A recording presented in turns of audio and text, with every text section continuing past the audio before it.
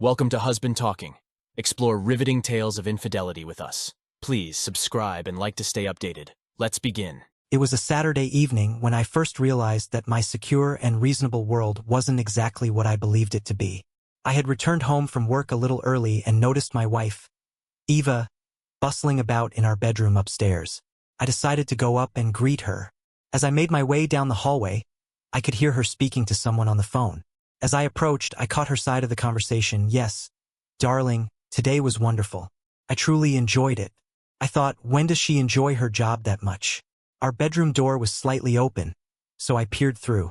She was undressing while talking on her cell phone. She slipped out of her skirt and laid it on the bed. I noticed she was wearing lacy black panties, and I knew I had never seen them before. I was about to walk in, but then she said, "I got to go, he could be home soon, and I must get a shower first. Talk to you tomorrow, stud." She put the phone on the charger and took off her blouse. She was wearing a matching black lace bra. Facing away from me, she peeled off those panties and tossed them in the hamper. The bra followed. As she moved around the bed to head to the shower, she passed a mirror. Being a woman, she, of course, had to stop and look. From my position at the corner of the door, I could see her reflection in the mirror perfectly. What I saw made a sick chill go down my body. I felt like I might piss myself, throw up, or all three. There, in the mirror, her left breast clearly had a suck mark on it. My wife had a hickey on her breast, and I didn't give it to her. I heard her gasp and realized she saw what I had just seen. She pulled up her breast with one hand while rubbing the suck mark with a finger of the other hand. "Ah," she snarled, "now I've got a mark that I've got to hide." She went into the bathroom and started her shower while I stood outside our bedroom crying and shaking. "My name is Mark Thompson. Eva has been my wife for 20 years. We have 2 children, Chloe, who is 17, and James, who is 15. Eva works part-time in procurement at the local Air National Guard base. I am a chemical engineer. Until a few minutes ago, I thought we had a great marriage and a great life. Now it looked like my wife needed someone else to make her life great. After a bit, I regained some control. Entering our bedroom, I picked up her cell phone to find the number of that last call. I got another surprise. She had a password on her cell phone. We had never used passwords and sometimes had made calls on each other's phones. I realized that I had not used her phone in a couple of months. It just never was convenient. I picked up her blouse and smelled it. There was a faint trace of aftershave that I did not recognize on it. Going to the hamper, I picked out her panties and bra. The panties were used as might be expected, but I didn't find any big gooey blobs of semen. Thinking a bit, I got the digital video recorder from the kitchen and a Ziploc bag. Going back to the bedroom, I put the underwear in the Ziploc bag and stuffed it in my pocket. I made a note to myself to order a semen detection kit and have it shipped to the office. The video recorder went on my dresser facing the mirror. I set it to record and wrapped one of my ties around it. It was mostly hidden. As I went back downstairs, I saw that her laptop was on, so I figured this would be a good time to check her email. No such luck. She had put a password on it. We had never used computer passwords either, which was another piece of evidence. Then I left. I really wanted to confront her, but I was an emotional wreck. Plus, I had no real evidence. She could just deny everything. No, I needed hardcore proof, and I wanted to know whom she was screwing so that I could hurt him in return. I called my wife's cell phone, knowing she was still in the shower, and told her I was stuck on a job and would grab a late dinner when I was finished. Hiding her underwear in the garage, I headed to the closest bar to think and suffer. It was a quiet, run-down bar that bordered on a shabby motel. It offered nothing special: average food, cheap drinks, and privacy. Entering the bar, I noticed a new bartender. Great, I thought, I hope she knows how to make a gin and tonic. Turned out that she did. Her name was Helen. She had just started, and I enjoyed talking with her. She was a divorced mom trying to scrape by in life. I got back home at about 11 p.m. The house was quiet, with everyone in bed. I went up to the bedroom to undress. As I was slipping into my robe, Eva said, "You're late tonight, hun." Turning to her, I replied, "I'm sorry to wake you. It was a long day." Then I added, "But I'll make it up to you if you feel neglected." She sighed and said, "Oh, I'm just too tired right now. How about in the next day or two? It's a date, babe. I'm going to relax for a few minutes and then join you." "Good night," I answered. "Night," she replied. Grabbing the recorder, I left the bedroom and went downstairs to my computer. As I plugged the camera into my laptop, I realized that our lovemaking in the last few months had dwindled down from 2 or 3 times a week to once a week, and that for the last month or so, once a week was Saturday night. I fast-forwarded the recording until the bathroom door opened. She immediately went to the mirror and examined her breast. I could see the suck mark clearly. She got out flannel pajamas for later. She normally sleeps nude. I saved the video and cleared the camera. After putting it away, I went to bed. On my way, I pushed the thermostat up about 4 degrees. Let's see how she likes flannels, I thought. Eva was either sleeping or pretending to be asleep when I got into bed. Sunday morning, I got up early to get away from her. I didn't think I could hide my anger, and I needed time to get under control and make more plans. Calling the office, I let them know I wouldn't be in until the afternoon. Then I called my friend Eric. I knew Eric would be able to help. Not only have we been good friends for years, but he caught his wife cheating on him a couple of years ago and went through a nasty divorce. We spent many hours together, drowning his sorrows. Eric is now a major in the Air National Guard. Since his divorce, he had thrown himself into his work and had received several promotions.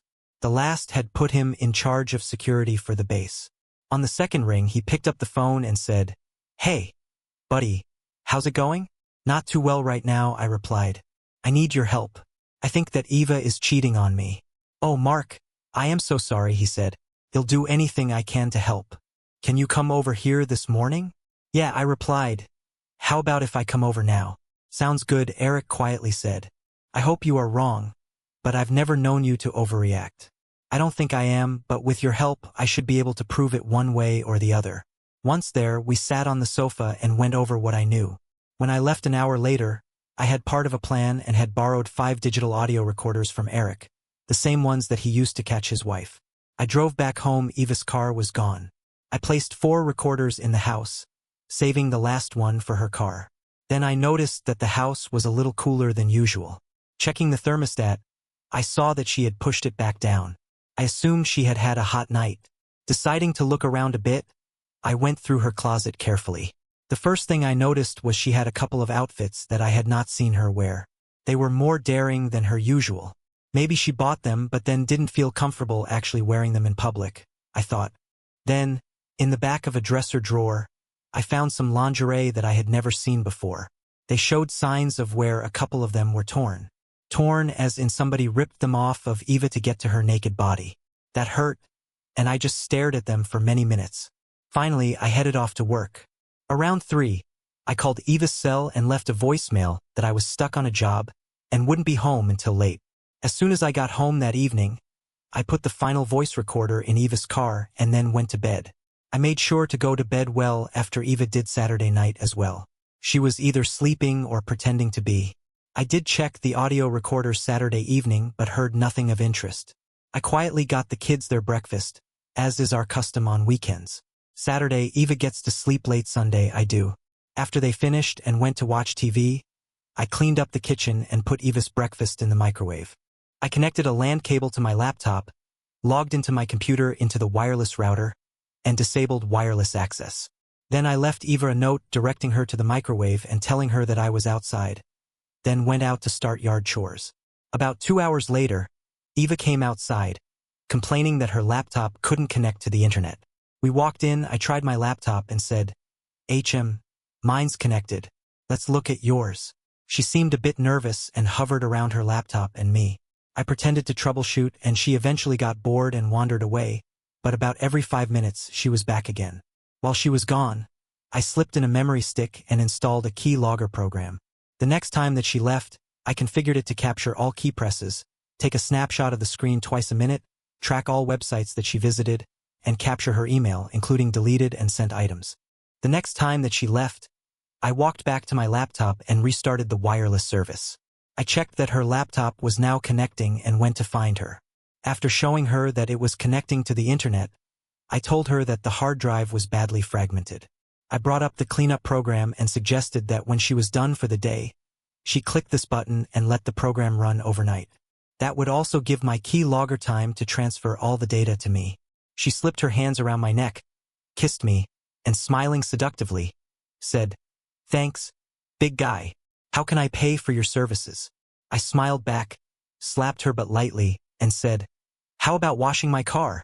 Her face showed that she was expecting a very different answer. I kissed her cheek and said, just kidding. Pulling away, I added, I got to get back to work out there. She looked confused as I walked out of the room. While mowing the grass, I realized that I was being stupid. I wasn't going to have sex with her tonight, but I didn't want her to start thinking that I was suspicious before I had real evidence. I had to treat her normally for now. I decided to put some labor in today and be too tired and sore for sex tonight. We watched a couple of movies with the kids in the evening. Eva snuggled up next to me, and she felt good. She was feeling frisky a couple of times while they were engrossed in the movie. We took a break toward the end of the second movie. I used the opportunity to get a drink and to pop one of Eva's Xanax. I figured I would be asleep in 45 minutes. About 15 minutes later, Eva woke me up. I announced that I had worked too hard today and was going to bed. Eva looked disappointed, and even more so when the kids asked her to stay for a third movie. I do not know when she came to bed. I was oblivious. Sunday morning was my sleep-in morning, but I was up at 5 a.m. I didn't want to be in bed when Eva woke, in case she wanted a morning ride. It was time to start checking her data. I shut off her alarm clock as I was leaving. As I booted my computer, I realized that if I didn't have sex with her tonight, she absolutely would be suspicious. I started up the key logger reader. While it initialized, I added a password to my computer. There were about 500 emails in the hidden folder, so I started reading them. The key logger sends the oldest mails first, and I was looking at 6-month-old emails. I did see 2 emails from somebody named Henry Harris. He had his own domain name, but the messages were about her work. Maybe the guy works with her, or maybe this is the guy. I sorted by name and found one about 4 months old with the subject, "Hey, hot stuff." I read it. It was not explicit, but it sounded like this guy was trying to seduce her. He had registered his name as an internet domain. A brief check showed that he did not have a web page. I resorted by date and found 6 from old Henry, dated yesterday. No wonder Eva was hovering around her laptop. She was worried that I might open Outlook. I opened the newest email and read while my life crashed around me, starting at the bottom, where she bitched at him for marking her and how hard it was to hide it from me. His reply was basically, "Shit happens, get over it, and to hell with your husband." Her furious reply was sent 15 minutes later. One paragraph was interesting. She wrote, "I know you do not love your wife, but I do love my husband. I do not want to hurt him or my marriage. It is bad enough that I haven't let him have me much lately. Now, since you marked me, I can't even let him see me naked. I will not be meeting you this Wednesday." Interesting, but it didn't change anything. The next 2 were from him with a changed tune. He begged her forgiveness, told her he would always be gentler in the future. He offered to take her on a trip somewhere warm if she could get away for a while. He professed his love for her. Oh, puke. He sounded like a teenager. The last was from her saying that she was glad that he now understood her position. She would only take trips with her husband, and she would not meet him this Wednesday. She added that she expected it would take a week for the marks to fade, and that then she was going to be busy making it up to her husband. Other emails provided more information. They had been screwing for about 2 months now. They met at a local motel where his company kept a room rented, allegedly for his long-distance sales guys to crash there when needed. One email gave her directions to the place, saying that the company has had room 112 for 2 years now. It was the motel across from the bar that I was in the other day. Then a new email arrived from him. It was a reply to one she had sent last night, and I was sent spinning again. She had emailed him that she couldn't do without him screwing her this week and that she would meet him Wednesday at 1 p.m. She insisted that he'd be gentle this time. His reply was effusive crap about how wonderful she was and how he would make it wonderful for her. I decided right then that they were both going to pay for their actions. I needed to make some plans and would need Eric's help. I forwarded the most useful emails to Eric and started making breakfast. Eva came down around 9:30 and thanked me for letting her sleep in that morning. I said that it was only fair since I crashed out so early last night. She hugged me and whispered, "Don't work too hard today, sweetie. I need you to do your hard work tonight." I ignored the second part and said, "I'm mostly done out there, just a couple more hours left to do." I pulled away, saying, "I'd better get to work." As I was leaving, I glanced back and saw a worried look on her face. She quickly changed it when she saw me looking. I said, "Yell if you need anything, babe." She gave a weak okay. I was cleaning the garage when Eric called. First, he asked if I could talk now. I went outside and told him yes. He said, "I read the emails. I am so sorry." "Thanks," I said. "I feel like shit, but at least I know now. You know, and you have some evidence, but you do not have proof for court yet," he noted. I replied, "I know. Maybe I can get some pictures of her going in or out of the motel. We can do a lot better than that if you want. You just won't be able to use the evidence in court," he said. "Talk to me. I have conducted a few criminal investigations at that motel over the years. The owner is a good guy who doesn't want criminals or druggies hanging around.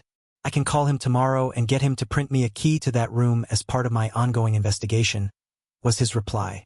"We will have to find out when Henry won't be there, and then we can install the same hidden cameras I used to catch my ex," he explained. I said firmly, "Yes, I want to do that, not only to catch her but because I want to get him. Can you see what you can find on him also? First thing Wednesday morning, he'll get that ball rolling. Let's see if we can do the install Wednesday or Thursday." "Well, need maybe an hour," he answered. We talked a few more minutes. Eric explained that the equipment was sound and motion activated and that it would transmit to a receiver that had to be within 100 feet. He expected to put the receiver in a utility room somewhere. When I wanted to retrieve the data, I just had to drive to the motel and activate the receiver in my car. The receiver was also a transmitter. On my signal, it would dump its data to me and then clear its memory. It might take up to 2 hours to send a full day's worth of video. The rest of Sunday was uneventful. My first thought was to do a rough, quick sex and to be asleep 10 minutes later. Then I changed my mind and decided to try and stay away from her that night. As soon as she came into the bedroom, I pretended to be asleep already. She checked once and rolled over to her side and slept. I awoke early Wednesday morning and left the house before anyone else was up. Calling my office Wednesday morning, I let them know that I would not be in today and then headed over to Eric's place. He told me that he had called the motel manager and had gotten some information. It turns out that Henry is getting it on with at least 3 women at his little love nest. I'm sure that he thinks he is smart having a full-time room to use, but he's dumb for using the same room, Eric said. He also mentioned that the manager thought Henry was a creep who harassed the staff. The final piece of information was that Henry worked in the room a couple of afternoons a week, but was rarely there before 11 a.m. "Well, let's grab our stuff and get going," Eric said. We loaded the equipment into Eric's van and pulled up at the motel in 10 minutes. Eric knocked on the manager's door and introduced me as someone who was working with him on an investigation and noted that I would be around sometimes. The manager, whose name was George, said that that would be fine and that he did not want any illegal activities happening in the motel. He handed Eric the room key and showed us where the room was located on a room map. We saw that there was a utility room about 50 feet away. Eric asked for a key to it, which George immediately printed out for him. George called Henry's room to make sure that he wasn't there. He did not get an answer. We thanked George and drove the van over near the room. Eric knocked on the door a couple of times and then let us in with the key. It was deserted. I stopped suddenly, staring at the bed where my wife had spread her legs for another man. After a while, I turned and started helping.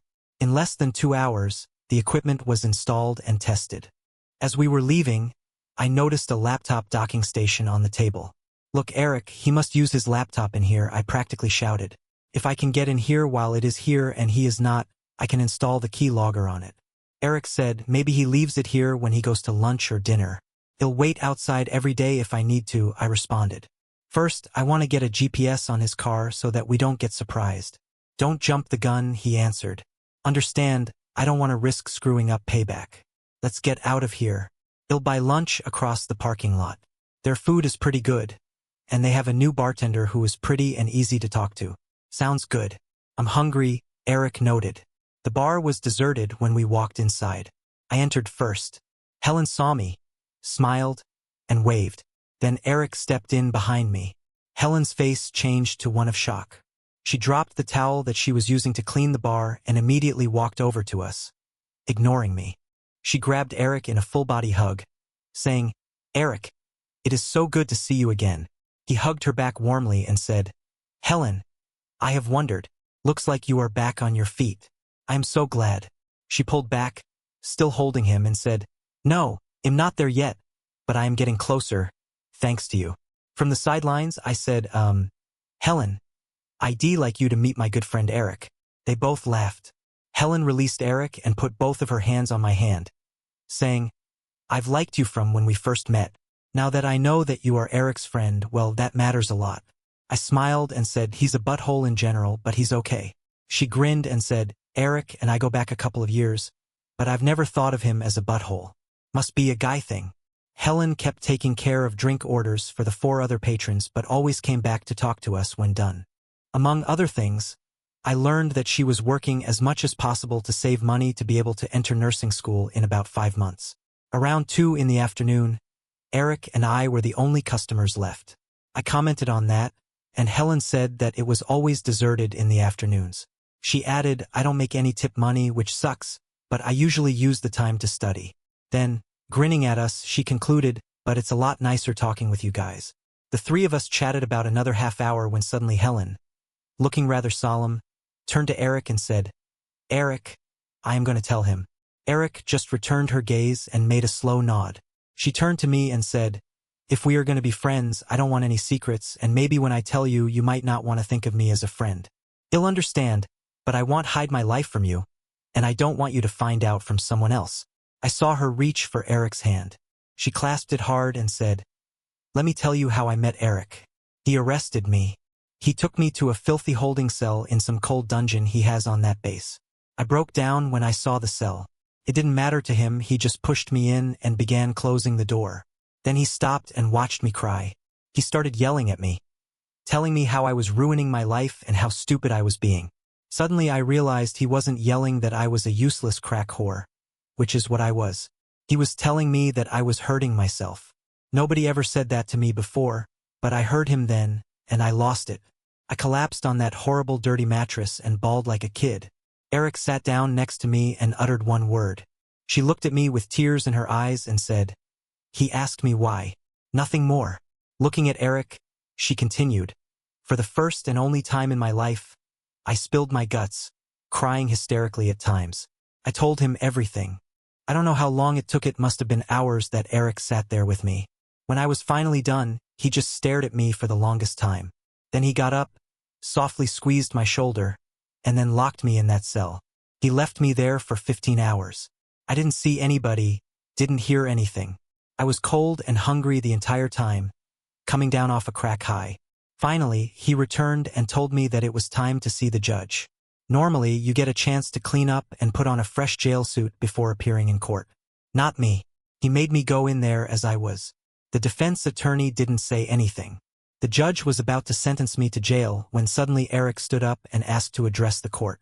He'll never, ever forget what he said or what he looked like in his full dress uniform. I can quote him verbatim to this day. But what matters is that he told the judge that justice would not be served if he remanded me to jail. He wanted me in rehab. The judge and the attorney looked shocked, with reason. I was an addict, a hooker, and a 3-time loser who was obviously guilty of the crimes that Eric had charged me with. And suddenly, hard-nosed Eric was on my side.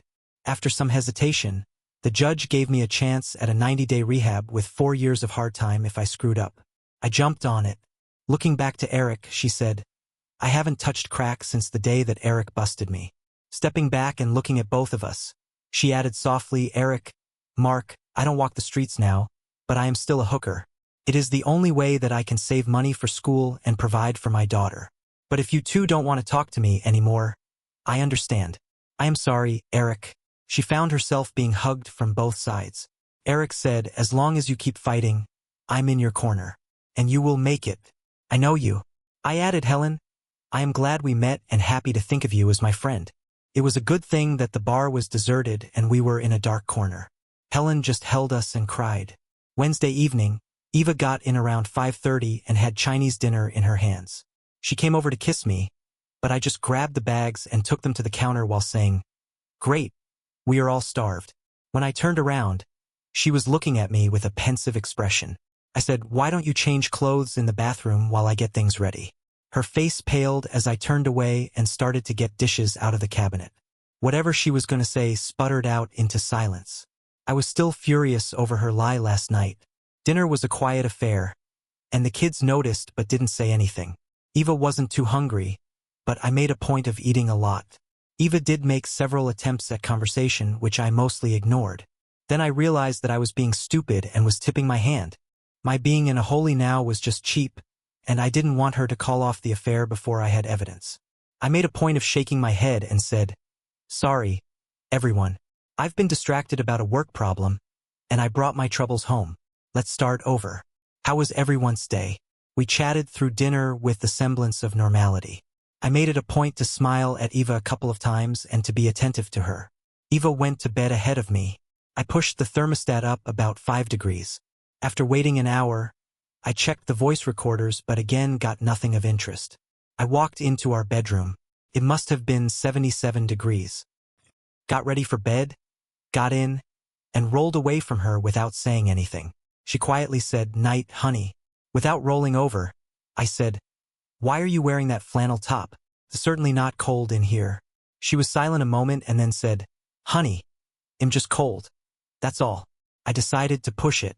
I rolled over to her and embraced her. She hugged me back. She felt really sweaty. "Are you feeling sick?" I asked with concern. She said, "I don't think so. I've just been cold at night lately." I held her close and said, "I know a few ways to warm you up." She stiffened, sighed, and said, "Mark, I am sorry. I'm just too tired." I rolled away and said, "It's okay." Eva moved to me and spooned me, saying, "I'm just too tired tonight. Tell you what, Wednesday I had an easy day. They'll rock your socks off Wednesday night." I just murmured, "It's okay." After some seconds, she pulled away and went back to her side of the bed. Things were cold. Thursday morning, I left at the normal time and drove to work. Eric called to let me know that he installed the GPS on Henry's car last night and gave me the website and login information. I checked out the site. It showed me that Henry was across town. Deciding that it was time to check the bedroom voice recorder, I let the office know that I would be back in a couple of hours and drove home. Eva had gotten a call from her best friend, Laura, Wednesday morning. Almost immediately, Eva told her that she had had incredible sex this weekend. Laura squealed, "Did you have sex with Henry this weekend?" So Laura knows. I wondered if her husband, Paul, knew and didn't tell me, that pig. No, I wanted to have sex with Mark this Sunday night, but it did not happen. I wanted to screw him Saturday night like usual, but he spent all day working outside and was too tired. Eva replied, "Is Mark better in bed than Henry?" Laura shot back at her. "Oh yes, making love with Mark is always better," Eva replied. "Then why are you screwing Henry?" she asked with a smile in her voice. "It's different," Eva replied. "Mark makes love to me. I feel so safe with him. Henry just screws me dirty. Feels good. But I'd never want Mark to just use me like that. But both are good." I know that doesn't make any sense, does it?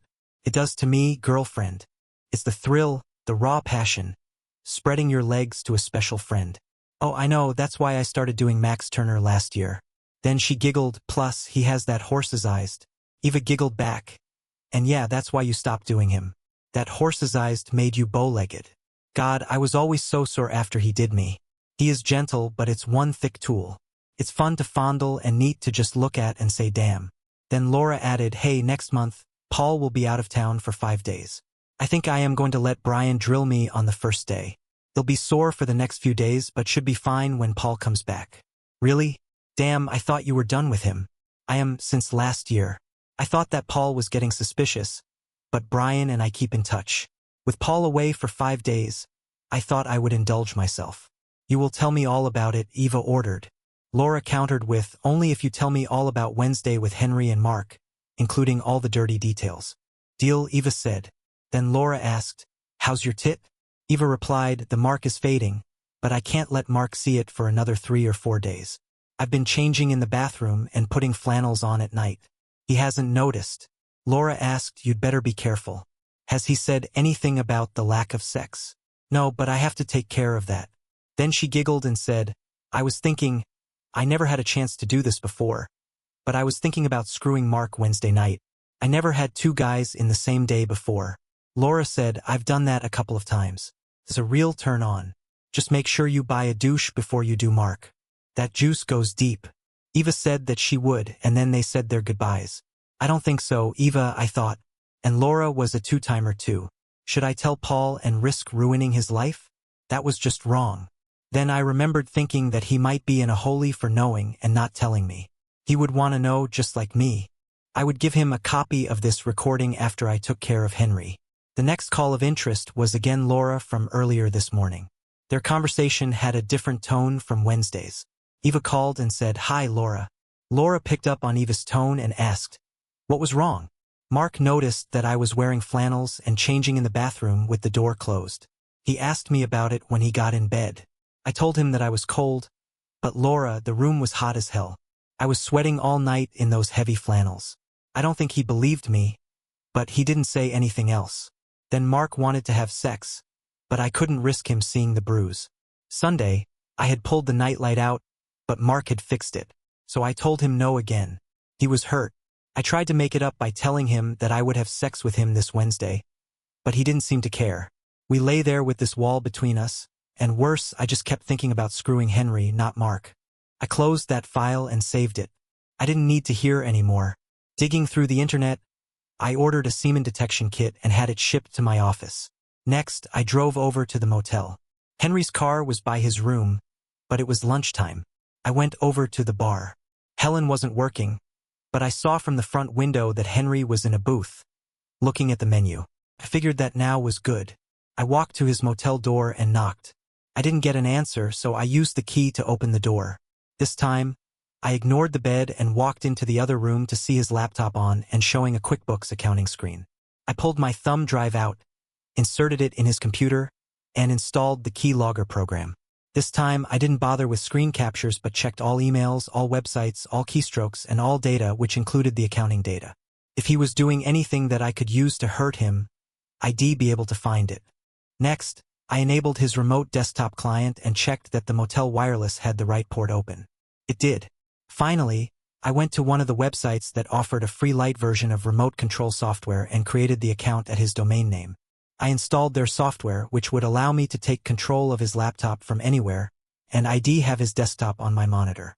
The site records IP addresses of everyone who logs in and so will show that it was installed from the motel network. I removed the icons from the desktop and system tray, as well as from the start menu. Then I brought up his QuickBooks screen and got the hell out of there. I went back to the office and worked a few hours. Getting home in a good mood, I was jovial and helpful to the kids and Eva. She looked worried when I first got home, but relieved after seeing that I was acting normally. Around 10, she said that it was time for her to go to bed. I told her that I had some work to finish and would be up in a while. She answered, "Great, they'll see you in the morning." Yeah, just great, I thought. Get enough sleep so you can service your lover tomorrow. I had a shitload of data to deal with: today's footage, all the files from the bugs, all the files from Henry's and Eva's computers, and the phone bug data. But it wasn't going to be tonight. I did download the data from her car recorder and put it back in Eva's car. She was either sleeping or pretending to be when I got in bed. I got as far away from her as possible and went to sleep thinking, tomorrow's the day. Eva was up ahead of me Wednesday morning, which was fine with me.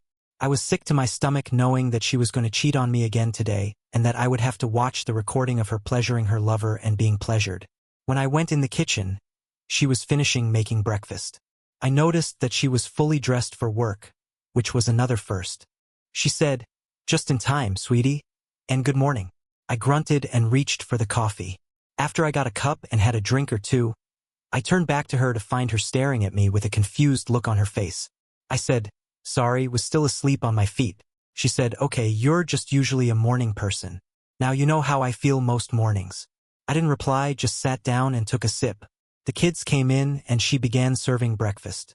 I always help her serving when she cooks, but not today. I didn't look at her but saw out of the corner of my eye that she kept taking quick glances at my face. When she put my plate in front of me, she paused and stared at me. I neglected to notice while looking at the door. As I was about to leave, she stepped in front of me with a worried look and said quietly, "Mark, is there something wrong?" I stared at her blankly and said, "Not that I know of." I hugged her suddenly, affectionately. She melted into my arms, relieved, and said, "I'm glad." I was worried. I said, "I love you, and I can't imagine living without you.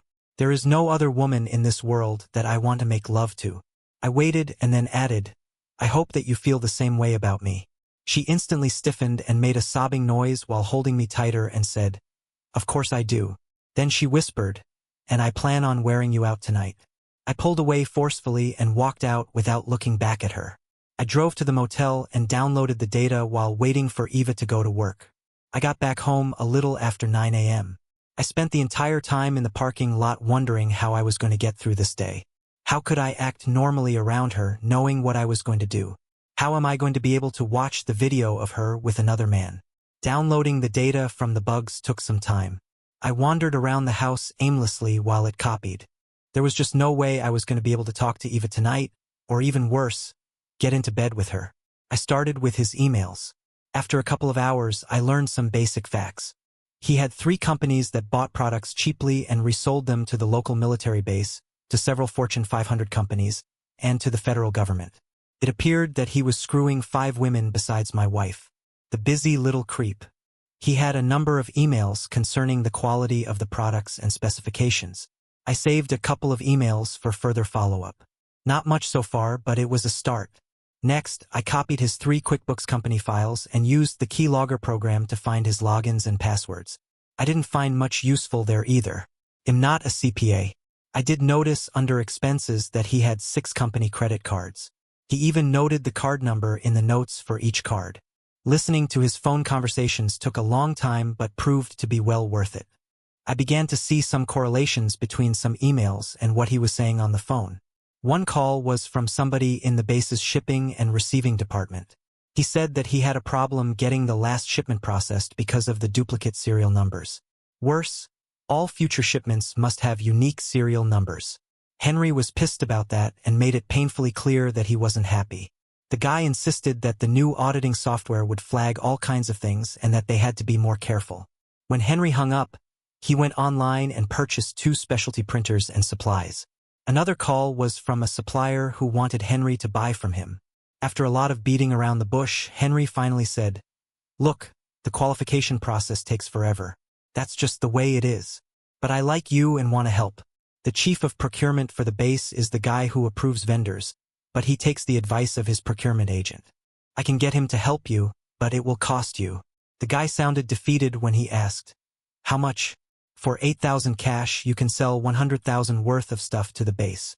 And to help you out, you can raise your price by 2 without any problem. Future orders won't cost quite as much." The guy sounded a little happier.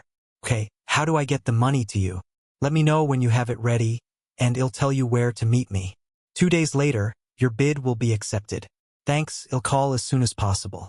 His next call was from a guy in the base procurement section, which was where Eva worked. The guy gave Henry the amounts that several competitors had submitted on several contracts. Other than that, he received 4 calls of interest, all from his lovers. One of the calls was from my wife. It was the same conversation that I had heard from the car recorder. Taking a break, I decided that it was time to get a bit more organized. So I set up marginal folders on the flash drive and subfolders for video, audio, data, and miscellaneous stuff. I moved everything I had into the folders and made a backup. It was time to call Eric. He commiserated with me for a few minutes, and then I told him that I needed him in his official capacity. He was all ears. When I finished, he said, "Excellent. Although I can't use your evidence in court, it will unofficially make my ongoing investigation easier. We have been looking into shipping and receiving for a couple of months now. Inventory goes missing, sometimes whole shipments. The paperwork just doesn't show anything wrong. But physical inventories show duplicate serial numbers and below-spec materials. I need to see what you have as soon as possible." I said, "I have to be out of the house before she comes in. I can meet you this afternoon at your office." He said, "No, let's meet at my apartment at 3 p.m. I don't want anyone else involved just yet. Dinner and drinks are on me. Also, drowning the pain a bit, I'm driving. You're getting drunk," Eric said firmly. I agreed and we signed off. Immediately, that was my answer. I would hang out with Eric tonight and get shit-faced. By the time I'd get home, Eva would be asleep, and tomorrow morning, I could use the hangover as the excuse to stay away from her. My stomach suddenly sickened. It was almost 1 p.m. She would be with him shortly. I called Eva's cell phone and got her voicemail. I guess she didn't want to talk to me right now. I left her a message saying that I was going to see Eric and would be late. Eventually, I got back to work by starting on the video capture files from Wednesday to this morning. There, I got my first surprise. Early Wednesday afternoon, a woman let herself in with her own card. The prick immediately got up from his desk, swept her into his arms, and kissed her passionately. They retired to the bed for some horizontal bump and grind. I saved the file. Thursday morning, he screwed a housekeeper. It was a quickie. Thursday afternoon, another housekeeper knocked on his door. He let her in, gave her some cash, and she knelt down in front of him and gave him a BJ. I copied the scenes for later use. It was about time to meet Eric, so I did another full backup, making an extra for Eric to keep. Eric picked me up, and we spent about 2 hours going over what I had found, and then we headed to the bar. It was about 1 a.m. when we left, but that is about all that I remember. Thursday morning, I awoke at about 9. The house was deserted. Eva and the kids were long gone. There was a note on the table. It read, "Since you were so drunk last night, you didn't set your alarm clock. I am not your wake-up service." I chuckled, thinking she is so pissed. Good, I won't have to work on staying away from her. Next, I called the office to let them know that I was sick. Then I headed to the motel to get the video that I was dreading to see. On the way back, Eric called, saying that the investigation was now making real progress. The guy with the $8,000 bribe agreed to wear a wire. The methods that Henry and his buddies were using to steal had been traced, and a preliminary report had been filed to base command. The expectation was that the MPs would conduct a raid on Henry's office, motel room, and house. His computers would be well searched, and there had better not be any keylogger running, sending data to me. I assured him that there would not be. Eric thought that the raids would happen in about 10 days and hoped that I could hold off confronting Eva until then. Then he added a real kicker. Since there was a leak to Henry from procurement, Eva was now considered a person of interest. I was about to say that was pretty stupid. Eva doesn't steal. Then I realized that I used to think that Eva would never cheat either. We promised to talk tomorrow. I got home and downloaded the motel data as well as the house data. Then I started watching the Wednesday data until 12:30, but then stopped. Next, I checked his email and found what looked to be 2 other vendors who were bribing Henry. Those I forwarded to Eric. I found a few emails from his lovers. A couple of them gave dates and times when they would be there. I noted those as Henry would be too busy to notice that I was taking over his computer. Finally, it was time. I couldn't put off viewing the video of Eva. I fast-forwarded until he went to the door, and my wife walked into the room. I stopped the playback and just sat there, feeling like my guts were washing out of me. Hollow, sick, destroyed, miserable. Maddie felt them all and others that I couldn't put names to readily. Eventually, I started the playback and watched them embrace and kiss passionately. Other than her reminding him to be gentler, they didn't say much as they undressed each other and rolled on the bed to fondle. With tears running down my face, I watched him just play with her body. Worse, I watched her respond to him. She was doing to him all of the things that she did for me. I fast-forwarded until I saw her getting on the bed. She lay on her back, and I watched her open her legs for another man. Thursday evening was quiet. The kids were out. Eva and I did our own things without much communication. After everyone went to bed, I switched out the data recorder in her car and copied it. I couldn't resist checking the car data. I was betting that she talked to Laura on the way to work. Eva would not have called on the bedroom phone because I was hungover and sleeping in there, and she wouldn't try in the kitchen as the kids might walk in at any moment. Sure enough, Laura called, asking how it went. Eva said it was fine with Henry. I made him be gentler, and am not sore this morning. Just that well-drilled feeling. He is still too rough, and he makes me do things I don't really want to do, but I enjoyed our time together, she said quietly. Laura asked, but with Mark, let me guess, either he came in 2 seconds or he couldn't get it up, right? Eva wailed, no, he didn't show up. He went out and got drunk with one of his buddies. He staggered in late as hell, stinking of alcohol, and collapsed into bed without saying a word to me. What did you do? Laura asked. What could I do? I lay there steaming while he snored. This morning, I turned off his alarm clock, wrote a biting note, and left. Laura noted, sometimes once in a while most of us do go out and tie one on. Sounds like bad timing is all. No, Eva wailed again. I hinted a couple of times to him about sex last night. Yesterday morning, I told him I planned on wearing him out that night. He didn't say anything, just went to work. He didn't even say goodbye. Do you think he is suspicious or knows something? Laura asked. Eva said, no, how could he? I only have sex with Henry when Mark is at work. No, I think Mark is mad that we have only had sex once a week for a while now, and he's trying to get even by avoiding me.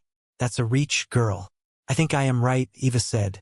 He knew he could screw me last night, the first Wednesday in months, and he turned it down cold. Then she added, but damn it, I really wanted to do both of them yesterday, even if I got sore again. Damn Mark's male ego. He is going to find it quite cold in the bedroom for a while now. Laura laughed a little and said, Eva, it's female ego that is making you want them both in the same day. Let it go, at least for now. I guess, Eva replied. It's more than a guess. You have been holding out on Mark for months. He might be looking at that as you controlling him, and he might have fought back by denying you, Laura explained. He can't be happy, and you'd better fix that problem before you worry about screwing them both. That's what I was trying to do. Give Mark more sex, Eva exclaimed. No, you made Wednesday night about what you wanted, not about what Mark needed, Laura reminded her. You're right, but what should I do now? Laura said, let it go. Maybe he didn't mean to scorn you. Just assume that's the case and let it go. There is a good chance that Mark will want you tonight. I saved that conversation thinking, hot damn, I pissed her off royally and don't have to pay the piper. There was another call a few minutes later, Laura again. Hey Eva, Laura started out. You said that Henry makes you do things that you don't want to do. Why do you let him? He's forceful and does what he wants.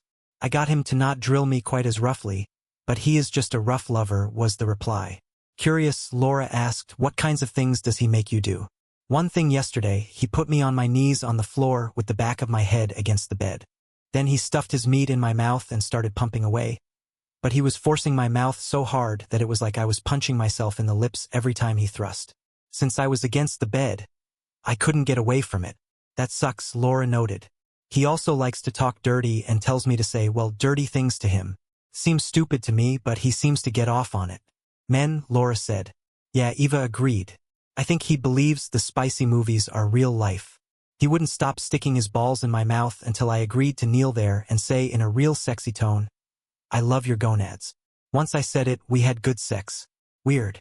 Thursday evening, Eva made overtures for sex, but I ignored them. It was almost 2 a.m. before I went to bed, and she was asleep. Sorry, Laura, you were wrong. I was up early Saturday and went directly to work. I left around 3, taking the semen test kit with me, and stopped at the motel to get Thursday's and today's videos. Helen wasn't working at the bar, but I had a drink while waiting for the data to download. Getting home, I started copying the files into their storage locations and then used the semen test kit on Eva's panties. The results were positive, though that didn't change anything. I had enough time remaining to review the new videos, and once again, I was shocked. I opened the first file, and to this day I wish that I had not. A young lady in a base military uniform entered his room, and she sat on the sofa and drank a couple of glasses of wine. She looked like she might be 20 or maybe 21 and perhaps weighed 110 pounds. After a while, he made his move. His hands were all over her. They kissed and hugged. He got her blouse and bra off and began playing with her breasts. At first, she was definitely going along with it, but as he stripped her, she became less comfortable. When he went to take her skirt off, she resisted, saying, No, I'm sorry, this is wrong, and I didn't mean to do this. I'm going to leave now. She tried to get up, but he threw her back on the sofa and said, Too late now, you little whore. You're going to get pumped. She rolled off the other end of the sofa and started toward the door. Henry grabbed her, spun her toward him, and with a smirk on his face, punched her hard in the stomach. While she writhed on the floor, he got undressed. I could not watch anymore and closed the file. Then I raced to the bathroom and threw up violently. When I recovered a bit, I made a copy for Eric. Deciding to continue, I clicked the next file and got another surprise. Helen walked into his room. He gave her money, and she had sex with him. Well, she told us that she was a hooker. Still, it surprised me to see her in action. There were 2 other files of interest, both from this afternoon, just a few hours ago, in fact. The first was a phone call to Eva, asking her to stop by because he was so horny. After a bit of playing around, Eva agreed. The last file showed Eva walking in, kissing, and hugging Henry, then dropping to her knees to give him a BJ. She left shortly after that. With no particular reason, I saved the 3 files for Eric as well. I called Eric and told him that I had to see him immediately. He agreed and suggested that he could come right over to my house, but it was getting too close to the time that Eva could be home, so I asked to meet him at his office. 10 minutes later, he answered his door. I did not enter but handed him the flash drive and said, "Eric, there are 4 files on this. The first one is the important one. I couldn't watch it, and I am sorry that you have to do so. They'll be waiting in my car when you are done." Almost an hour later, Eric opened the car door and got in with me. He looked at me and said, "I don't know who she is, but I will find out and Henry is going to pay." Putting his seat belt on, he added to the bar, "Mark, I don't want booze. I want some answers. Some from Helen." Helen was sitting at the bar but not working it. When she spotted us, she waved to the bartender to get us a pair of gin and tonics. After he set them down in front of us, she hugged Eric, squeezed my hand, and then said, "Hi guys, it's always good to see you too." Blindly, I said, "Hi Helen, it's great to see you." Eric stared at her and said, "Helen, what is wrong?" Her face crumpled, and she said, "Eric, you were right again. I picked up venereal diseases. That's why I can't work at the bar. I'm infected and don't want to risk infecting anyone else. I'm done being a hooker, and I am done worrying about school. I am just going to make it as I can without being either a nurse or a hooker." "Helen, you're not done with school," Eric said firmly. "You are going to be a nurse." She hung her head and replied, "No, I can make it with this job if I don't have to save for school. That's good enough now." Eric grabbed her by the arm and spat, No, it's not even close to being good enough. You talked about becoming a nurse that day in that jail cell, and you have worked for it every day since. I'm glad you are not going to sell yourself anymore, but I will not let you give up." I added, "We'll find another way, Helen." She looked at us both with tears in her eyes and said, "I couldn't ask for better friends, but I can't and won't ask you guys for help. That would be taking advantage of our friendship." Eric and I looked at each other before I said, "Good, you're not asking, and since you can't stop us, the subject is closed. Well, get back to you." We all laughed, and then I followed up on it. "Eric," I asked, "aren't there going to be some openings on the base shortly?" Before he could answer, Helen got serious again. "Guys," she said, "there are 2 other things I have to tell you. First, I know that you are watching Henry. I can see the door to his room through the front windows of the bar, and I hope that you bust him soon." Stone-faced, Eric nodded. "Well, the first thing that I did after learning that I had venereal diseases was to screw him bareback," she said. My mouth dropped, and I gasped, "Why?" She snarled at me because that was the only way that I could hurt him. In a menacing tone, Eric asked, "Helen, what did he do to you?" "He didn't do anything to me, but he assaulted and beat a woman. No, a girl. I saw her stagger out of his door as I was coming to work. She could barely walk. I went over to her to try to help. She was crying, her face was bruised and bloody, her skirt was torn. All she would let me do was help her to her car, and then she left." Helen added, "Eric, she might have been 20, and she was wearing an Air National Guard uniform. She is one of yours." "I know," Eric said.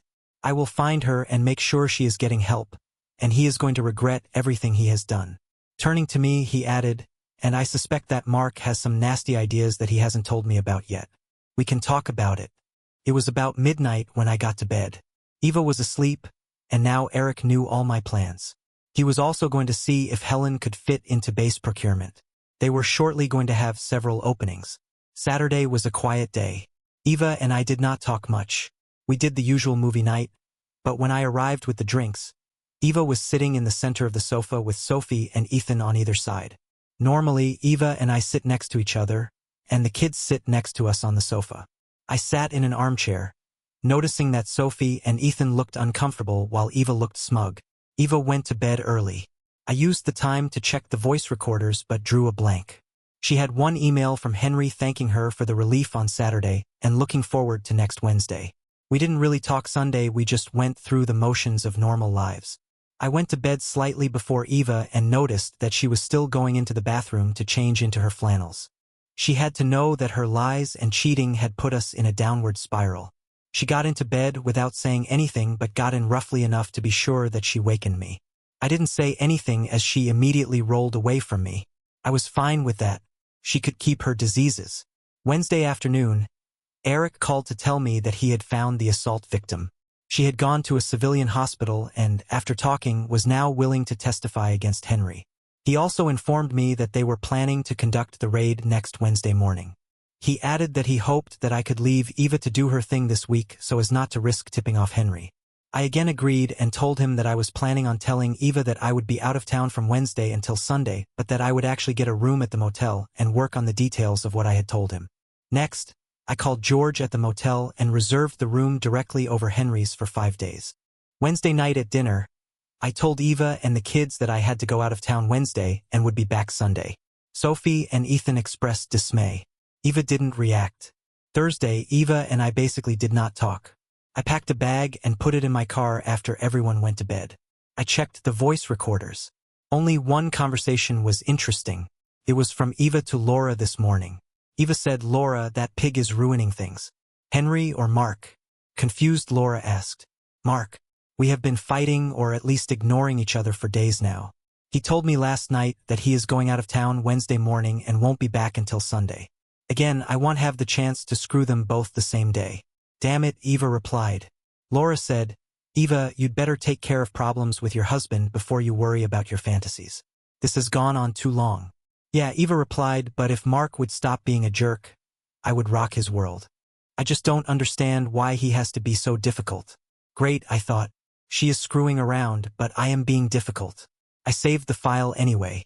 I went to work early Wednesday but left around noon to check into the motel. I pulled the video receiver from my car and set it and 2 laptops up in the room. For the next few days, I would have real-time access to the feed as well as the internet. Then I waited until about 1, watching out the window. I saw Eva pull up and walk to his room. She had her laptop with her. Turning on the live feed, I watched her hug and kiss him. She told him that she had to check email first and then started her laptop and connected to the motel's internet connection. They both worked on their computers for about 10 minutes. As soon as she told him that she was done, he picked her up and carried her to the bed. Dropping her on it, he said, "I need to drill you, baby." She pulled him down to her to kiss him and said, "And I need you to drill me." I turned the sound down and remotely logged into Henry's computer and, from his, into Eva's laptop while they undressed each other. Then I went to work. They played rough and hard for almost 2 hours and then fell asleep in each other's arms. They woke up around 5 p.m., which gave me 4 hours of access to their computers. When they started waking up, I logged out but kept watching. She woke up first, looked around, saw the clock, and then saw him. She shook him, saying, "Henry, wake up. Honey, we fell asleep." He snorted as he woke up and rolled on his back. He asked, "What time is it?" "A little after 5. I have to get going." He yawned, "Me too. I promised the wife I'd take her out to dinner." She playfully hit him and said, "Hey, I don't want to hear about that. I hear too much about your husband and kids." "Don't forget," he said as he started getting up from the bed. She grabbed him and said, "Sweetie, I'm sorry that I said that. I know we have other lives and I love mine. I just get jealous sometimes thinking of you being with your wife." "I know, baby. What we are doing is hard for both of us," he added. "I'm glad that you haven't screwed your husband lately. I like thinking about how your body is mine alone." She reacted, "It's not yours. I choose to share it with you, but I love my husband, and I am going to make it up to him for the last few weeks that I have been neglecting him. I do love my time with you. Please understand that you get me so hot and make me feel amazing, but I can't risk ruining my marriage." He pulled away from her and said, "Hey, I don't want my wife finding out either." As he got up, he said, "Damn, my shoulders are on fire." She gasped and said, "Henry, I'm sorry. I scratched you. God, I am sorry." He went to the bathroom mirror and viewed his battle scars. "You scratched the hell out of me. I'm sorry," she cried as she rolled out of bed. She immediately cried again as she arose. I'm sore." She wiped her hand over her crotch and screamed again. "You pig, you promised to be careful. You tore me and you marked my tits again. Yeah, like I asked you to rip the skin off of my shoulders. How am I going to keep that secret from my wife? Damn it. I'm sorry," Eva moaned. "I guess we can't keep our passion under control. I guess," he muttered. "Let's get cleaned up and dressed. I've got to get home." When they were ready, he gave her a peck on the cheek, grabbed her bum and said, "Love her. I'll see you soon." She kissed him back and then left. Looking out the window, I watched her walk away from her lover to go back to our home. Anyone watching her walk would realize that she had a real sore hole, and from the way she walked, she was going to be sore for a couple of days. Oh yes, she was going to pay. Thursday and Saturday, I alternated between my job and my projects. Thursday afternoon, he got a call from Eva saying that this has been great, but that she could not see him anymore and that she was ending the affair. They fought for a bit and then promised to talk again soon. Late Saturday evening, I did the final transfers between computers, sent some emails, and then deleted the keyloggers from both Eva's and Henry's laptops as well as clearing their logs. I accessed Eva's computer through Henry's, knowing that the login program would note that the IP address was from the motel. I forwarded all of her active quotes to Henry. I drove back to the house Sunday afternoon. Nobody was home. I picked up the 4 voice recorders and cleared them without listening to them. Eric could have them and the one from her car back now. Then I unpacked and got a drink. Sophie and Eva got home shortly, having been to the grocery store. Ethan arrived as we were putting things away, and we had a quiet evening. Wednesday morning, I was at work when around 11 a.m. I got a call from our family doctor's office. The receptionist asked me to come in immediately, if possible, but that it must be today. I asked why, but she just said that the doctor wanted to see me. When I informed her that I would not take off work on short notice without a reason, she offered to have the doctor speak to me. Dr. Carter picked up and said, "Mark, I do need you to come to the office as soon as possible. I need to run some tests on you." I replied, "Doctor, I will be in, but please tell me what brought this up and why it is so immediate. I'd rather speak in person. I need to know if I should just go check myself into a hospital for immediate surgery or just update my will. You are leaving me hanging." He sighed and said, "Okay, Mark. Your wife came in this morning feeling bad. Tests show that she has 3 sexually transmitted diseases. She told us that she has not had sex with anyone but you, so it is likely that you were infected and gave her the diseases. Doctor, I will be right over." When I arrived, the normally friendly staff was not. A sullen nurse led me to an exam room and took a blood sample. It hurt like hell, and I noticed that she was using a really big needle. About an hour later, Dr. Carter walked in with a puzzled look on his face. He started talking as he was still walking in. "Mark, you do not have any venereal diseases. I apologize for my statement on the phone. I just assumed that Eva was telling me the truth, but she wasn't. I understand, doctor. I am glad that I am clean." I added, "Eva and I haven't had sex in a while. I now know that she cheated on me. I'm sorry. And here is a copy of your test results." Right then, my cell phone rang. It was my daughter. I said, "Doctor, I'm sorry, but my daughter never calls during the day unless there is an emergency." He nodded as I answered to hear Sophie sobbing into the phone. "Daddy, Mom just told us that you have been cheating on her and that now you have given her a disease." She cried, "How could you?" "Sophie, I am at the doctor's now. I do not have any venereal disease," I told her gently. "Let me put Dr. Carter on to confirm that." After doing so, he handed the phone back to me. Sophie sobbed, "Daddy, I am so sorry that I doubted you. So very sorry. It's just that Mom was so cold and matter-of-fact about it when she told us that we just believed her." "I understand, baby. It's okay," I told her. "Now tell your brother the truth, but please do not tell your mother that we talked. I will be home shortly." When I went to the receptionist to pay my copay, she slid some papers over to me, saying, "These are copies of your test results showing that you were clean. The HIPAA regulations do not allow us to give you any information about your wife's medical issues." Sliding some more paper to me, she added, "But I must have made a mistake and accidentally given you copies of her report as well." She looked me in the eye and smiled. I realized that Eva was not going to be well treated in this office when she came over for her treatments. I thanked the lady and headed home for the final confrontation. Arriving home, I saw that Eva's parents had been invited to this circus. I parked my car in the garage and entered the kitchen. I could hear voices from the living room talking and sobbing, but mostly I noticed my father-in-law standing about 6'4" and 230 pounds, a retired coal miner. He was always difficult to miss, now standing there red-faced, glaring at me with hatred in his eyes, his hands clenched into fists. He had my attention. It didn't help when he snarled, "You little shit. You cheated on my baby, and you gave her a disease. I am going to wipe this floor with you." Figuring that I had about 2 seconds to avoid a serious butt-kicking, I walked over to him, put my face about 6 inches from his, and staring into his rage-filled eyes, said, "If I did that, you'd be an asshole not to beat the shit out of me, but I didn't do it." Confusion battled with rage. He stared back until finally he asked, "Tell me, make it quick." I handed him a copy of each medical report. He read them 6 times and then just stared at the pages while the crying in the living room got louder. Finally, he met my gaze and said, "You're clean. My baby has a venereal disease, but someone else gave it to her. She lied to me and she cheated on you." I said, "We have been having problems lately and haven't had sex in a while. That saved me from getting her diseases. But you couldn't have known that. Mark, I am sorry for what I said and for what I thought about you. It's okay. Thanks for listening.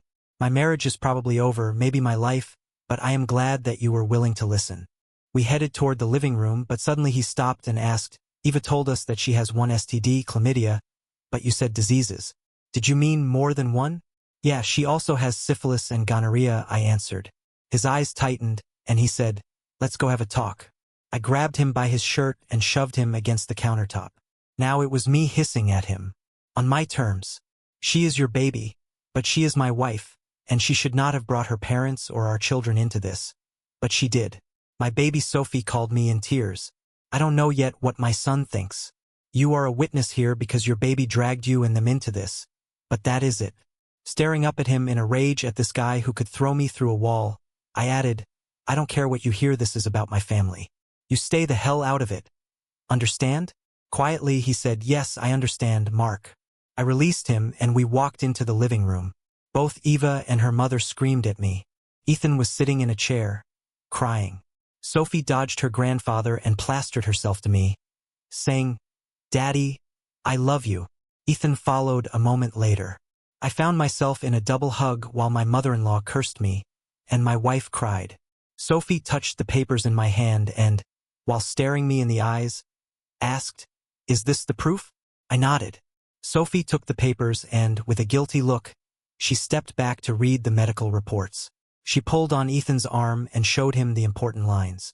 They exchanged looks and then both hugged me harder than before. Eva's mother cursed again and then said, "How can you two hug that cheating pig? He gave your mother a sexual disease." Eva, on the sofa, cried harder. Sophie pulled away to walk over to her grandmother. She knelt down in front of her and, staring into her eyes, offered up both medical reports. A few moments later, my mother-in-law buried her face in her hands. Eva screamed, "What? What does everyone think is so different? That pig cheated on me and gave me an STD." Sophie's face was indescribable as she got up from her grandmother and knelt down in front of her mother. She again showed both medical reports, pointing to the lines that proved that I was clean but that Eva was not. Eva's face drained of color as she understood the reports. Sophie said, "Mom, you lied to us. You cheated on your husband. You are..." Eva gasped, and her hands swung at Sophie's face in retribution. My daughter has fast reflexes. Her arm flashed up to block the hit. Now it was her turn to hiss, "Mother, don't ever try to hit me again. You have lost that right. You are my mother, and I love you. But you are a lying bitch. You tried to turn my brother and me against our daddy to cover your own shit. I will never forgive that, you whore." She returned to me, and again I was hugged by both of my children. Eva stared at the 3 of us together and quickly found a defense. "Kids, your father must have given me the disease 2 or 3 weeks ago. Accidentally, I am sure. He didn't know his whore had infected him. He must have had symptoms well before me and gone to some clinic for the cure. We haven't had sex in a while, though I have asked Mark to make love to me. He has refused." With puppy dog eyes, Eva looked at everyone but me and added, "I have not cheated on my husband. I never would. But he did, and now he has set me up to look like I did it. Please believe me, I have not had sex with anyone but my husband since we met." Well, everyone except Eva and me was looking confused now. I could see that Eva's dad was again thinking about pounding me through the floor. Time to go to the last level. The last chance that Eva could come clean and perhaps we could save our marriage. Ignoring everyone else, I stared intently at Eva and said, "Eva, this is your last chance. I have proof. Please tell the truth and maybe we can work it out." I had hoped she would respond honestly, but she attacked like a mother bear. "You creep, you filthy cheating pig. You have no proof because I never cheated on you. Ever. You lie to my family, you insult my virtue. Show us your proof, asshole." "Okay, I'll show you," I replied.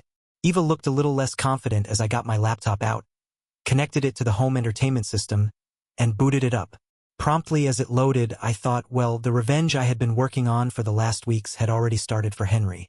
Now it was about to start for Eva. I hadn't expected 4 innocent people to be part of it, but here they are. The first thing I did last Wednesday while Eva was occupying Henry was to use one of his company credit cards to register a domain name and to start a web hosting account. Then I spent the next couple of days creating the website that we were about to view. Staring at Eva, I asked, "You broke up with him Thursday, didn't you?" Scorning me, she laughed, "You are crazy. There is no one other than you, but there might be from now on." "Oh, after today, you really would need someone else," I said. I brought up Outlook on our 65-inch TV and clicked on one message. "Do you recognize this guy? His name is Henry Grant." Eva's face paled, and she whispered weakly, "No." He sent me a link to his website. "You're featured prominently." That was one of the last messages that I had sent while I was last logged into his machine.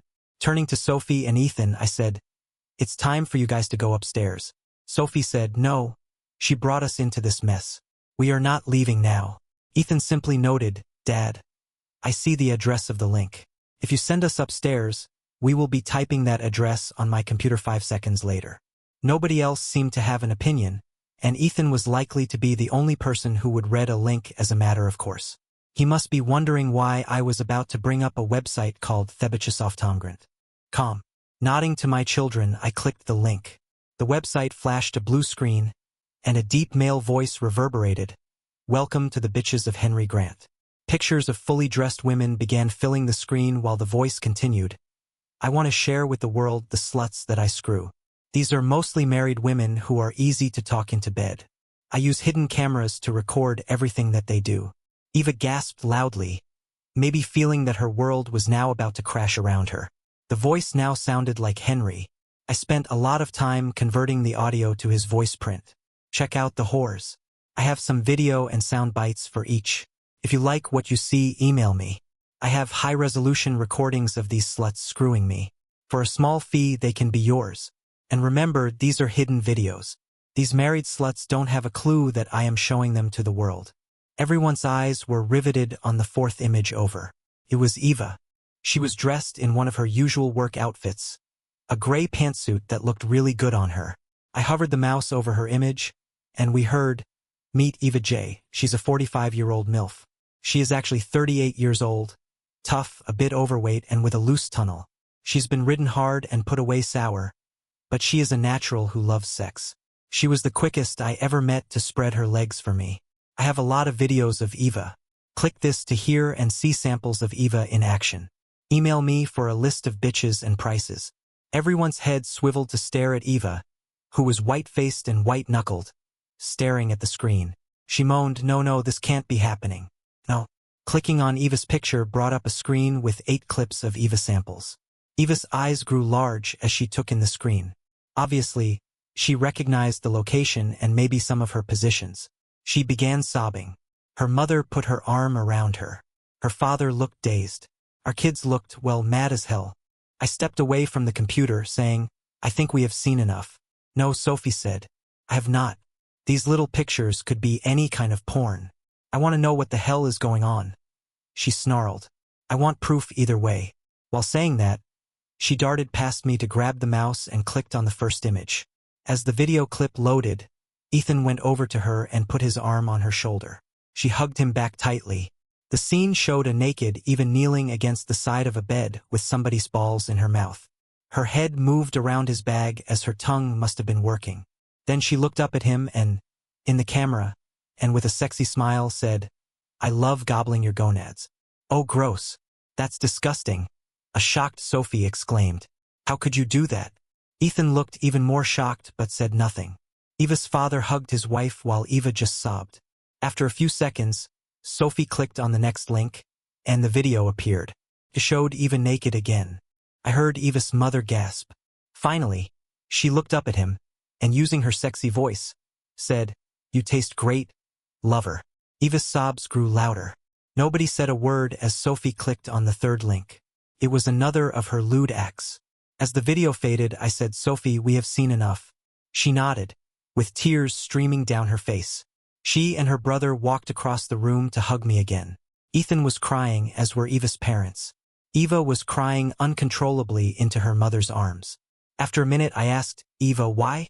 She bawled hard as she tried to answer, but all I could make out was, don't know. So sorry. God. Handing my car keys to Ethan, I said, kids, go somewhere for a couple of hours. Do some shopping if you want.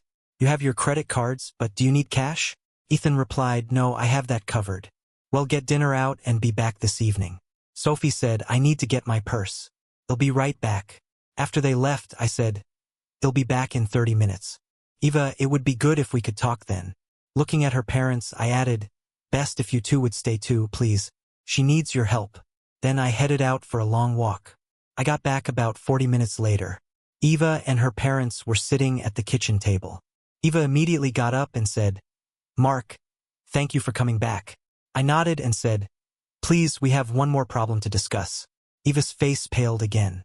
I noticed as she sat down how red her eyes were. I sat down across from her at the four-person round table and said, Eva, Henry was arrested today. Her eyes grew wide again. Eric has been investigating improprieties at your office for a couple of months. It turns out that Henry has been defrauding the government and blackmailing his suppliers for kickbacks. 3 people just stared at me. It also turns out that he has been screwing a lot of women besides you. I sneered at her. He even bought honest hookers, the kind that you just give money for sex. And he had hidden cameras in his love nest to record everything. Gesturing to the TV, I said, from this website you can see what he has been doing with those videos. Eva was now crying hysterically. I continued, his office, his business, and his love nest were raided today. Also, 1 guy in your shipping department and 1 in procurement were arrested. Rising and walking to Eva, I added, Eric has evidence emails from you to Henry where you leaked contract details and competitor prices to him. Eva's head snapped up, and she gasped, no, I would never do that. Her mother snipped, and how can we believe that? Eva sobbed, dear mother-in-law, I guess you still have not learned that your daughter is capable of a lot of things that are not supposed to be done. I shot back at her. The only reason that you are not in jail right now is because you are at least at present my wife. Eric is bending the rules, but if you are not in his office first thing tomorrow morning, the MPs will escort you there. Standing in front of her, I said, Eva, if you did that, you were going to federal prison for a long time. She cried, I didn't. I know that you have no reason to believe me, but I didn't leak any work stuff to him. She stared at me eye to eye and confessed, yes, I lied to you. Yes, I had an affair with him and he gave me diseases. And even worse, I tried to set you up to cover for what I did. I thought that we had sex after I was infected so that you would be too. I didn't mean for this to happen. I can't expect you to forgive me or want to be with me anymore. I have destroyed my family and my life, and if I had sent Henry any information, jail would be a good place for me. I have nothing left regardless. But that I did not do. I asked Eva, did you ever take your laptop to his love nest? She nodded a couple of times. It let me get some work done while still having the afternoons off. I am so sorry. I shouted, the afternoons off work so you could screw around? Wincing, she nodded. Eva, did he ever have access to your laptop? Did you ever finish screwing him and then take a shower or fall asleep while you were connected to the base's network? She again nodded without looking up at me. I grabbed her laptop and booted it up quickly. Then I went over and turned off our internet access. I had to do that as one of the last things I had done while remoting into Eva's computer was to schedule a mass email making it look like Henry did it. With our internet access turned off, the emails could not be sent. But here was another crime to pin on Henry. I pretended to be surprised at needing a password and had her tell me what it was. After a bit, I looked up and said, Eva, he put a remote control program on your computer so that he could take over and see everything. There is a login for Henry. Her head flashed up, shocked again. He set me up, she wailed. Nodding, I said, yep, it looks like he wanted more from you than just sex. Seeing her flinch, I added, besides your mouth and other holes, of course. Pretending to ignore her reaction to that, I bent back to her laptop. I waited a bit and then straightened to look at Eva. It's a good thing that I shut off the internet. There is a scheduled task to send his email link to every contact that you have, I told her. Family, friends, co-workers, church, everyone. You broke up with him Thursday, and this is his way of getting even. Eva just collapsed onto herself, and her mother hugged her again. But this might be enough to keep you out of prison. All 3 stared at me, so I added, this shows that he had remote control of your computer and could use it to get sensitive data from it. Right now, Eric thinks that you emailed Henry those documents. This shows that Henry could have done it, and that website logs IP addresses. If you're not lying, Eva, it will show Henry logging into your computer at the times that your emails to him went out. It may clear you. The other part of my revenge was that I had installed the camera software on Henry's computer and copied all of the video files to his hard drive. It now looked like he was guilty of taping his sex scenes. The assault video was included, and since it now looked like these were his videos, they were admissible in court. Henry was in more trouble than he yet knew. I also sent the audio files of his blackmail efforts to his computer. Eric would be able to use those as well. Finally, from Henry's computer, I had logged into Eva's and emailed him her active quotes. The login website would show that it went from Henry's motel IP address to Eva's computer. Fast-forwarding a few months after Henry's final criminal sentencing hearing, he had been convicted of assault and filming hidden videos. Once released from prison, he would have to register as a sex offender. He was also convicted of theft, fraud, extortion, and racketeering.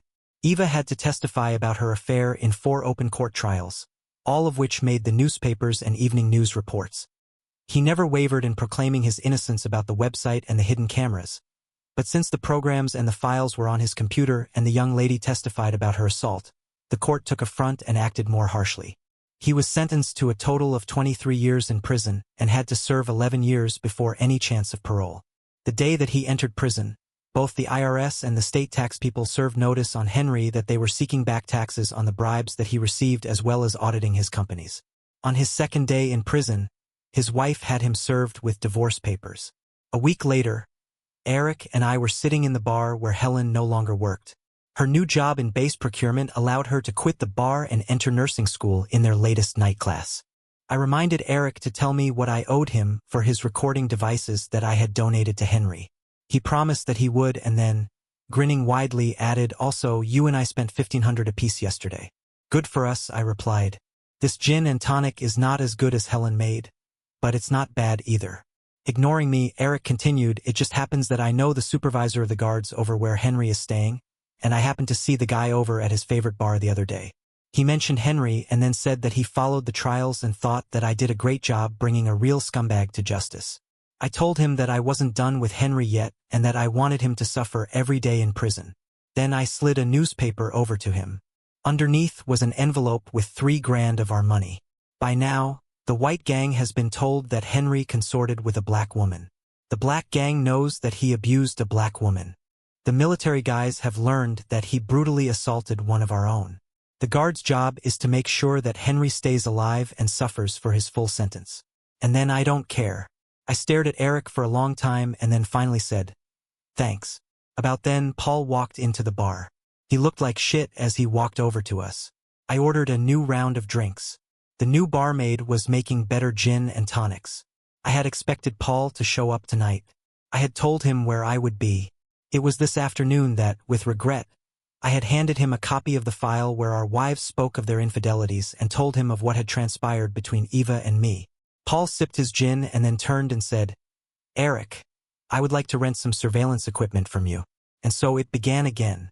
2 weeks later, Henry had a civil hearing concerning his tax evasion charges. I didn't know about it, but now it is obvious that Eva was following his trials. She was in the courtroom that day. As I reached down to pick up a handful of dirt, I remembered watching the courtroom tape and seeing Eva suddenly standing to face Henry, wearing that same gray pantsuit. She brought my Smith & Wesson .357 Magnum up and put 3 bullets neatly in Henry's chest. The 2 bailiffs responded with a hail of gunfire. Once the sound of gunfire stopped, there was silence. Slowly, I let the dirt fall onto the coffin of the love of my life. I realized that, yes, I had my payback, and that I would have to live with that knowledge for the rest of my miserable life. Thanks for watching. With Mark's world shattered by betrayal, what would you do in his shoes? Seek revenge or move on? Share your thoughts in the comments, and don't forget to like and subscribe for more gripping stories.